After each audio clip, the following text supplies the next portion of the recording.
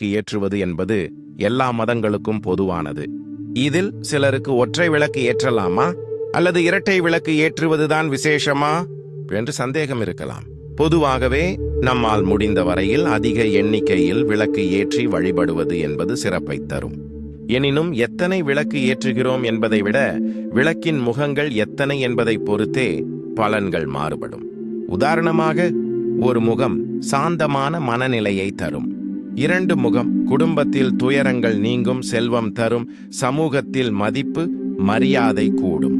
3 முகம் செய்யும் செயல்களில் தடைகள் நீங்கும், வெற்றி கிடைக்கும், மனதில் நம்பிக்கை கூடும். 4 முகம் சொத்து சுகங்கள் சேரும், ஆரோக்கியம் மேன்மை அடையும். 5 முகம் குறைவு இல்லாத நல்வாழ்க்கை தரும். இவை தவிர வாரம் ஒரு நாள் பசு நெய்யில் பஞ்சமுக தீபம் ஏற்றுவது சாலச் சிறந்தது. எனினும் அதே சமயத்துல விளக்கு ஏற்றுவதற்கு என்று சில சம்பிரதாயங்கள் உண்டு. அதையும் அவசியம் பின்பற்ற வேண்டும். அப்போதுதான் நீங்கள் எதிர்பார்க்கும் அதிர்ஷ்டம் உண்டாகும். அச்சம்பிரதாயங்கள் பின்வருமாறு: 1. வீட்டில் விளக்கு ஏற்றுவதாக இருந்தால் பெண்கள் ஏற்றுவது சிறப்பு. 2. ஒருவேளை தீபம் ஏற்றும் பெண்மணி திருமணமான பெண்ணாக இருந்தால் வளையல், மெட்டி, புருவ மத்தியில் குங்குமம், நெற்றியின் வகிட்டில் குங்குமம் கண்டிப்பாக அணிந்திருக்க வேண்டும். 3.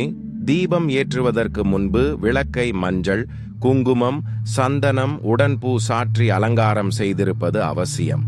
4. தீபம் ஏற்றும் போது கணபதி, குரு, லட்சுமி, சரஸ்வதி, நவக்கிரகங்கள், குலதெய்வம், இஷ்ட தெய்வங்களை நினைத்து பிரார்த்திக்க வேண்டும். இது கூடுதல் பலனை தரவல்லது. 5. விளக்கை மலை ஏற்றும் சமயத்தில் அதில் உள்ள தீயை வாயால் ஊதி அணைக்கக்கூடாது. மாறாக மலர்களை கொண்டு அணைக்கலாம் என்பது எல்லோரும் அறிந்த பொது விதி. அதே போல விளக்கை பந்தம் போல புகை வரும்படியாக எரிக்கக்கூடாது. அது பாவம். 6. கடலை எண்ணெயில் விளக்கு ஏற்றுவது இன்னொரு மகா பாவம். இதனால் வீடு தொடைத்து போகும், வம்ச விருத்தி இருக்காது என்று சாஸ்திரங்களில் கூறப்படுகிறது. இவை தவிர தெற்கு திசை தவிர்த்து மற்ற எந்த திசையிலும் தீப முகம் இருக்கலாம். தீபத்தை தரையில் வைக்கக்கூடாது. காமாட்சி அம்மன் விளக்கு என்றால் ஒரு பித்தளை தட்டு அல்லது தாமிரம் அல்லது பஞ்சலோக தட்டில் அரிசி, துவரை, உளுந்து, மஞ்சள் கிழங்கு வைத்து அதன் மேல் விளக்கை வைத்து தீபமேற்ற வேண்டும். குத்து விளக்கு என்றால் ஒரு சிறிய வாழை இலையில் அரிசி வைத்து அதன் மேல் விளக்கை வைத்து தீபமேற்ற வேண்டும். மேற்கண்டவை தவிர விளக்கில் இடும் திரிகளுக்கும் கூட பலன் உண்டு. உதாரணமாக, 1.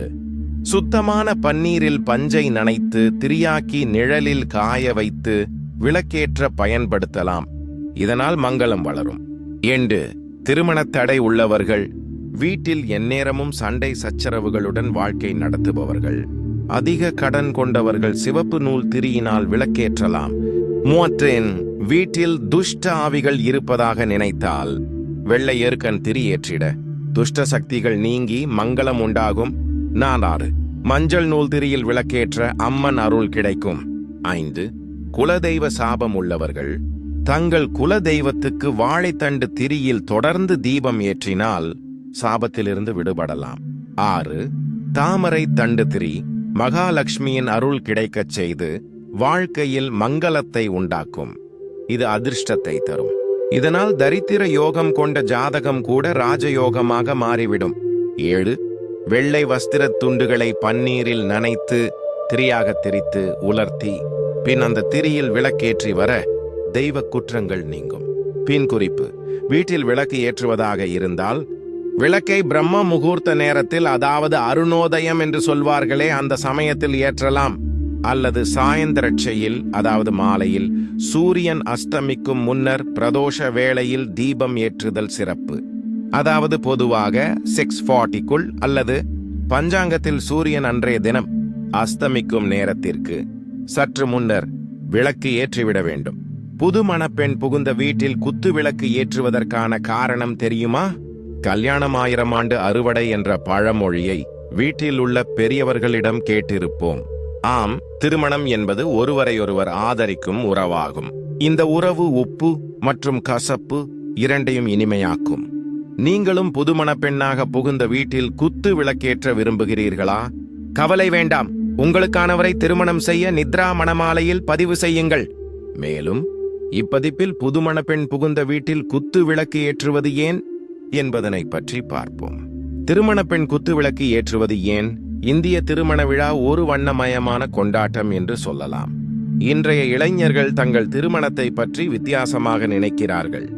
இந்நிலையில் திருமணம் முடிந்து வீட்டுக்கு செல்லும் பெண் விளக்கு ஏற்றச் சொல்வது ஏன் என யோசித்துள்ளீர்களா?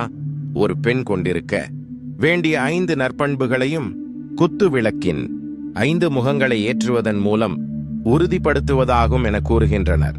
இது என்ன, ஒரு மெழுகுவர்த்திக்கும் ஒரு பெண்ணுக்கும் என்ன சம்பந்தம் என்றுதானே யோசிக்கிறீர்கள்? குத்து விளக்கின் பகுதிகள்: விளக்கின் தாமரை போன்ற முகம், பிரம்மாவையும் விளக்கின் நடுத்தண்டு, விஷ்ணுவையும் நெய் எரியும், அகல் சிவனையும் தியாகம், தீபம் திருமகளையும் சுடர் கலைமகளையும் குறிக்கிறது. குத்து விளக்கில் உள்ள 5 முகங்களும் ஒரு பெண்ணின் அன்பு, அறிவு, உறுதி, நிதானம் மற்றும் பொறுமை போன்ற 5 நற்பண்புகளை குறிக்கின்றன. அதனால்தான் திருமணமான ஒரு பெண் தன் கணவன் வீட்டிற்கு முதலாக வரும்போது அவள் முதலில் செய்வது குத்து விளக்கு ஏற்றி அந்த குத்து விளக்கில் ஏற்றப்பட்ட விளக்கின் மூலம் வீடு முழுவதையும் ஒளிரச் செய்வதாகும். எந்த எண்ணெயில் விளக்கேற்றினால் என்ன பலன்கள்? பசுனை ஊற்றி தீபம் ஏற்றினால் வீட்டில் எல்லாவிதமான மகிழ்ச்சியும் நிறைந்திருக்கும். நல்லெண்ணெய் ஊற்றி தீபம் ஏற்றி வர குடும்பத்தில் வாடும் தொல்லைகள் நீங்கும் மற்றும் புகழ் விருத்தியாகும். வேப்ப எண்ணெய், நெய், இலுப்பை எண்ணெய் கலந்து தீபம் ஏற்றினால் செல்வம் பெருகும். நெய், விளக்கெண்ணெய், வேப்ப எண்ணெய், தேங்காய் எண்ணெய் கலந்து தீபம் ஏற்றி அம்மனை வழிபட்டால் அம்மனின் அருள் கிடைக்கும். கிரக தோஷங்களிலிருந்து நிவாரணம் பெற சுத்தமான பசு நெய்யில் தீபம் ஏற்றவும். வேப்ப எண்ணெய் தீபமானது கணவன் மனைவி உறவுக்கு நல்லது. அவர்கள் தங்கள் குல தெய்வத்தின் முழு அருளை பெற ஆமணக்கு தீபம் பயன்படுத்தப்படுகிறது. எள் எண்ணெய் இறைவனுக்கு ஏற்ற தீபம், நவகிரகங்களை திருப்திப்படுத்தவும் ஏற்றது. பசுனை, விளக்கு எண்ணெய், வேப்ப எண்ணெய், இலுப்ப எண்ணெய், தேங்காய் எண்ணெய் ஆகிய இந்த 5ம் கலந்த பஞ்சதீப எண்ணெய் ஊற்றி 5 முகம் ஏற்றி பஞ்சமி திதியில் தேவியை வழிபட்டால் அம்மனின் அருள் கிடைக்கும். தெய்வங்களுக்கு கேற்ற தீப எண்ணெய், கணபதிக்கு தேங்காய் எண்ணெய் சிறந்தது. முருகனுக்கு நெய் தீபம் ஏற்றுவது நல்லது. நாராயணனுக்கு உகந்தது நெய். மகாவிஷ்ணுக்கு நல்லெண்ணெய் சிறந்தது. மகாலட்சுமிக்கு பசு நெய் பயன்படுத்தலாம். நல்லெண்ணெய் அனைத்து தேவதைகளுக்கும் ஏற்றது. நல்லெண்ணெய், இலுப்பை எண்ணெய், நெய் அனைத்தையும் குல தெய்வங்களுக்கு பயன்படுத்தலாம். கடலை எண்ணெய், கடுகு எண்ணெய், பாமாயில் போன்றவற்றால் தீபம் ஏற்ற வேண்டாம். பொதுவாக பிரம்ம முகூர்த்தத்தில் விளக்கு ஏற்றுவது என்பது மிகுந்த சக்தி வாய்ந்தது என்று நம் இந்து சாஸ்திரத்தில் சொல்லப்பட்டுள்ளது. இதனால் அதிகாலையிலேயே எழுந்து விளக்கேற்ற வேண்டும் என்கிற ஆவல் எல்லோருக்குள்ளும் இருக்கும். இருப்பினும் எல்லோராலும் அந்த வேலையை சிறப்பாக செய்ய முடிவதில்லை. பெரும்பாலும் வீட்டில் ஒருவர் தூங்கிக் கொண்டிருக்கும் பொழுது எப்படி விளக்கு ஏற்றுவது என்கிற ஐயம்தான் இதற்கு காரணமாக இருக்கும். இந்த ஐயத்தை நீக்கவே இந்த ஆன்மீகம் சார்ந்த பதிவில் முயற்சி செய்ய இருக்கிறோம். வாருங்கள், பதிவிற்குள் போகலாம். இப்போதைய சூழ்நிலையில் எல்லோரும் பிரம்ம முகூர்த்தத்தில் எழுந்து கொள்வது என்பது கொஞ்சம் சாத்தியமற்றதுதான். வீட்டில் இருக்கும் எல்லோரும் வேலை செய்பவர்களாக இருக்கிறார்கள். பணியில் ஒருவர் பகலிலும் ஒருவர் இரவிலும் கூட செய்வது உண்டு.